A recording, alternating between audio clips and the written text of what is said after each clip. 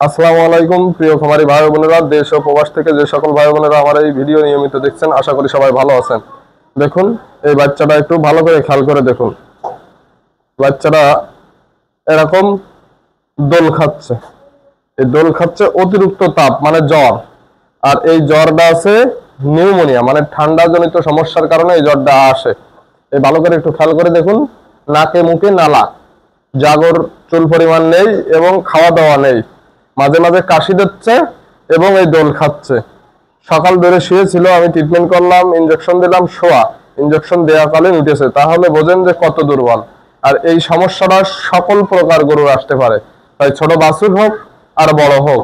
বেশি সমস্যা হয় মনে করেন বকনাগুলো যখন গা হয় 5 মাস 7 মাস 4 মাস, ওই সময় বিশেষ করে প্রথম গরুগুলোর হয় বেশি, দ্বিতীয় তৃতীয় গরুর হয় না এই রোগটা। আমি আমার লাইফে যা পাইছি সবই প্রথম গরুগুলোর মানে প্রথম পর্যায়ে এই রোগগুলো আসে। তো যাই হোক, আমি যে ট্রিটমেন্টটা দিলাম আমার ট্রিটমেন্টটা ফলো করেন, আশা করি কাজ দিবে। ভালো থাকবেন। আসসালামু আলাইকুম সুপ্রিয় দর্শক বন্ধুরা, আশা করি সবাই ভালো আছেন। আমার এই বাছুরটার দিকে একটু খেয়াল করেন। সকালে মা দুধ খেয়েছে, এখন দুধ খাচ্ছে না, এখানে শুয়ে জিম মেরেছে। তা এই রোগটার কি নাম? আর এরকম সমস্যা হাজার হাজার বাছুরের হয়ে থাকে। আমি এখন বাছুরটার তাপ চেক করব।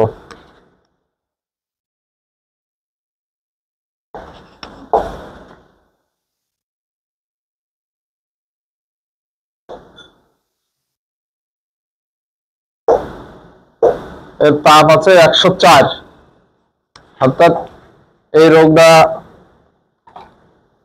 নিউমোনিয়া বলে, ঠান্ডা জ্বর, আবার ডাক্তারি ভাষায় বলে এলিমিল ফিভার। এটা শুধু যে গাই গরুর হয় তা না, সব গরুরই হয় হঠাৎ জ্বর, সর্দি এবং কাশি দুইটা। তো যাই হোক, আমি কি কি ব্যবহার করব একটু সুন্দর করে দেখেন। এই যে পুনাফেন 40 লাখ দেবো একটা করে, ডেক্সটাবেট দেবো, এর ধরেন 5 সিসি দেবো, এস্টাবেট দেবো 4 সিসি মতো, আর এই ক্যাটাফসটা দিয়ে দেবো 10 সিসি মতো। তাপ 104, তারপরেও ক্যাটাফস দেবো কেন জানেন? যাতে দুর্বল না হয় বাচ্চা গরু। দেখুন গাল মুখ গেজায় গেছে এবং শুধু কাশতেছে, দোল দিচ্ছে, দাঁড়ানোর শক্তি নেই। এর এখন ইনজেকশন দেবো, তাও দাঁড়াবে কিনা বলা যাচ্ছে না। তো যাই হোক, ভিডিওটা না টেনে সম্পূর্ণ দেখতে থাকুন। এই পুরাফেন 40 লাখ সব গরু দেওয়া যায়, গাব গরু কান, দুধ গরু কান, বাছুর গরু কান, মানে যে কোনো সমস্যায় এই অ্যান্টিবায়োটিকটা ব্যবহার করা যায়। দামেও সস্তা, কাজ ভালো। বিশেষ করে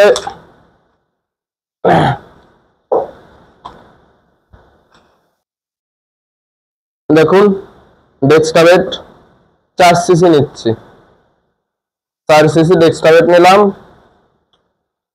ডেক্সটাবেট নেব,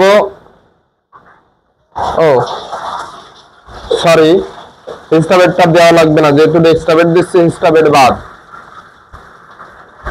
খেয়াল ছিল না, নিয়ে চলে আইছি। এই নিলাম, এটাই ক্যাটাফস নিয়ে কাজ নেই যেহেতু ক্যাটাফস 6 সিসি বের করে নিলাম। এবারে যে পুনাফেন 40 লাখ, এটা 10 সিসি দিয়ে দেবো।